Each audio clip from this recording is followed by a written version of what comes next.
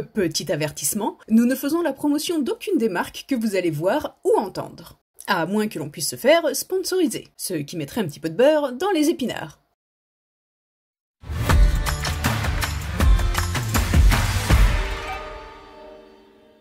Bonjour à tous et bienvenue sur Darumacha DIY. Dans cette vidéo, on aimerait vous parler des petits trésors que l'on a découverts lorsque l'on a acheté notre maison abandonnée au Japon. Voici maintenant 1 an et demi que l'on est propriétaire de cette maison. Et lorsque nous l'avions achetée, c'était, comment dire, un sacré bordel à l'intérieur. Bon, je crois que vous avez compris l'idée. Et bien sûr, avant de pouvoir rénover cette maison, il a fallu la nettoyer. Ce qui nous a pris environ 2 bonnes semaines. On a tout vidé et on s'est débarrassé de la majeure partie des biens. On a trouvé pas mal de choses par-ci par-là, dans toutes les pièces, excepté la salle de bain et les toilettes. Enfin bon, on a trouvé des paquets de mouchoirs neufs. Ça compte ou pas ? C'était tellement excitant d'espérer dénicher quelque chose qui pourrait avoir de la valeur. Je pense bien sûr à la toute première édition de Superman, ou alors une toile de Picasso, pourquoi pas une DeLorean. Monsieur souhaitait désespérément pouvoir trouver de l'argent ou quoi que ce soit qui aurait de la valeur afin de le rendre riche pour 3 générations. Et moi, je croyais profondément que cette maison appartenait à un genre de scientifique fou qui aurait fait une découverte incroyable mais qui serait mort bien avant de pouvoir l'avoir montrée. Je sais pas moi, comme une sorte de télécommande qui pourrait rendre le voyage interdimensionnel possible. Et j'ai bien compris que l'on n'avait clairement pas les mêmes priorités. Non mais bon, une DeLorean ça aurait été sympa aussi, hein.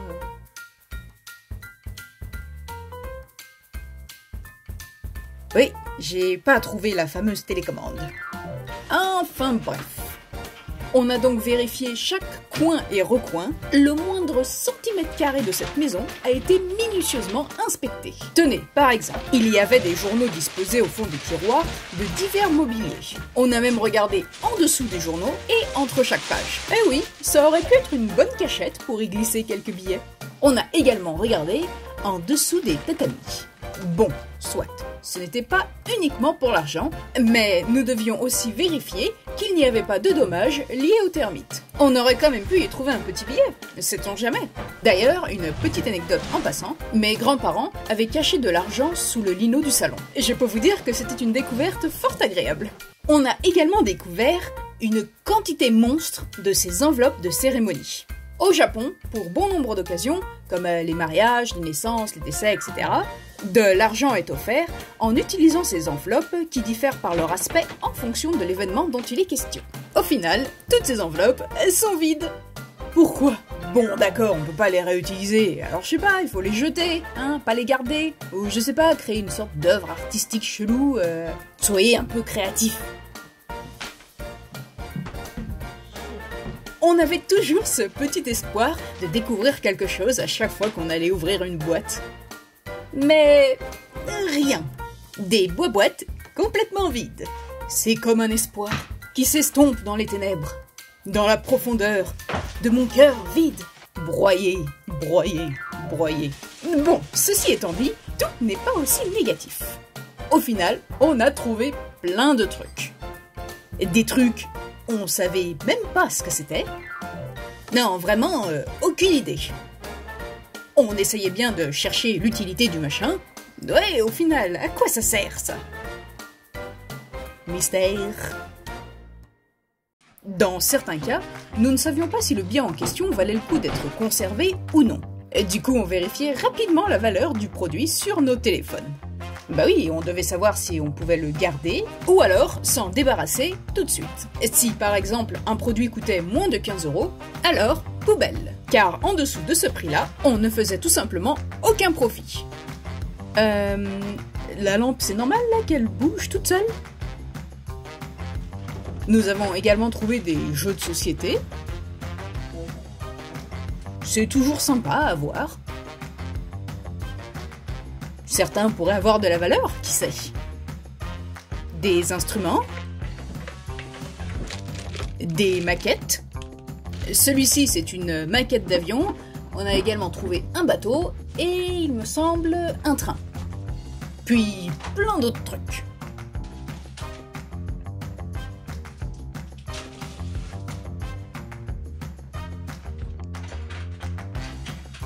De vieux documents. Ah oui, alors ça ce sont des lanternes de cérémonie pour une fête bouddhiste japonaise appelée Obon afin de commémorer les esprits des ancêtres. Une tradition qui tend à disparaître. Ah, tiens, une deuxième boîte. Des filtres pour effets spéciaux pour le Polaroid, des lentilles pour effets spéciaux aussi pour le Polaroid, des films encore pour le Polaroid. On a trouvé un fer à repasser, puis un deuxième. Et un troisième. D'accord, ce n'est pas vraiment un trésor, mais j'avais quand même envie de vous en faire part. Une bande magnétique d'enregistrement sonore, de très vieux oignons et une peinture. Mais ce n'est pas tout, car beaucoup des biens que l'on a découverts sont en réalité tout neufs. Ouais, dans leur emballage d'origine et jamais ouverts. Un vase en cristal, des tas de vêtements. Tiens, regardez, il y a encore l'étiquette dessus. Attendez, je zoome un peu. Un kit de couture pour voyage. Un rouleau anti-poussière pour les vinyles. Des bottes. Des services à thé. Oui, des.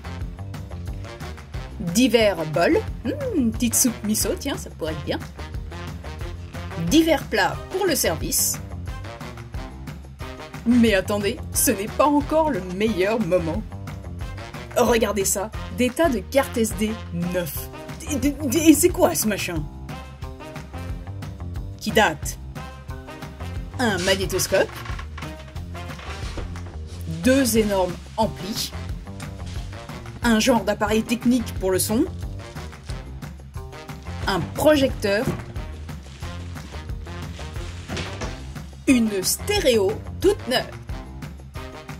Regardez-moi ça, ça n'a jamais été ouvert. On va tout de suite remédier à cela. Jamais utilisé. C'est fou! Une imprimante jamais déballée et un ordinateur. Mais regardez-moi ça, c'est encore dans l'emballage d'origine. La souris, les haut-parleurs, le clavier. Et je me demande si je peux vendre le clavier. Non, c'est mort. Beaucoup trop vieux. Un PC tout neuf, mais qui a 11 ans. Pas aussi neuf que ça en fait. Bon, c'est sûr que si on compare à l'antiquité qu'on a trouvée juste avant, ah là, tout ça me rend perplexe. Tiens, en parlant d'électronique, c'est là où on a déniché nos quelques pépites. Le tout premier kit d'électronique pour débutants. Un radiocassette. Oui, ce n'est pas la pépite du siècle. Bon, personnellement, je préfère celui-ci, qui ressemble beaucoup à celui que Marty McFly détient. On a trouvé les ancêtres de la Game Boy. Un Polaroid. Un appareil photo.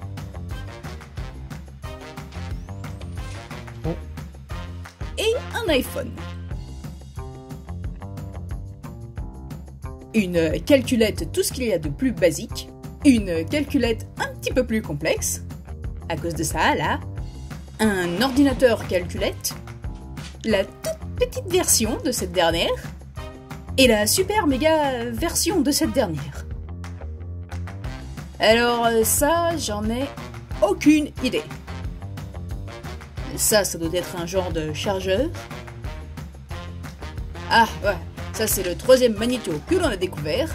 Oui, le troisième. On a également découvert plein de trucs improbables. Des disquettes. Oui, c'est improbable. De la sauce soja entamée. Un cuiseur à œufs. Et juste pour info, on a réussi à le vendre. Plein de produits expirés. Celui-ci date de août 2007. Et... Mais qu'est-ce que c'est que cette... Non! Sérieux? C'est une blague, non? C'est une blague. Une fleur qui danse. Ça, c'est au-delà de ma compréhension. Ah oui, et on a trouvé un lampadaire de rue. Certains collectionnent les cartes Pokémon, d'autres les fers à repasser, et d'autres encore les lampadaires de rue. Un autre objet qui a fait son apparition moult fois, des serviettes, toujours bien emballées. On dirait que c'est un cadeau bien récurrent. Encore un autre. Et il y en a plein comme ça. Ah, quoi d'autre? Ah, bah oui, j'oubliais, les couvertures. Couverture? Couverture? Ah, couverture. Tiens, faisons un petit jeu. Vous allez deviner le prochain. Serviette ou couverture? Perdu. C'était des coussins. Ah, il commence à se faire soif là. Bon, ce qui me mène au sujet suivant. L'alcool. Cognac, whisky, vin, bref, on a tout. De superbes bouteilles avec Napoléon dessus. La version toute petite. La version en or. La version couronne. Du vin. Du vin. Et le voleur de vin. Ça, c'est un alcool qui vient d'Okinawa, au sud du Japon. Un alcool ultra basique de mauvaise qualité. Du cognac. Ah, j'adore le cognac. Et le fameux Nikka Whisky. Non, en fait, je préfère le whisky. Ah oui, et puis en plus, on a trouvé quelques petits bijoux. Et au final, on a trouvé un petit peu d'argent. Ça a commencé avec la ferraille, une collection de ferraille du manga Astro Boy, et puis, enfin, des billets. De vieux billets et de différents pays.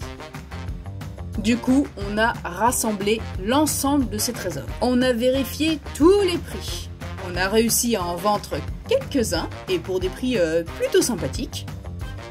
Donc si vous voulez savoir ce que l'on a vendu, comment et pour combien, en évitant quelques arnaques au passage, alors ne manquez pas le prochain épisode, on vous dira tout.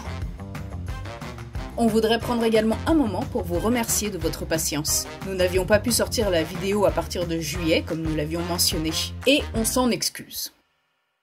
Dans un prochain épisode, on trie les trésors, on recherche les prix, on prend quelques photos, on vend le tout.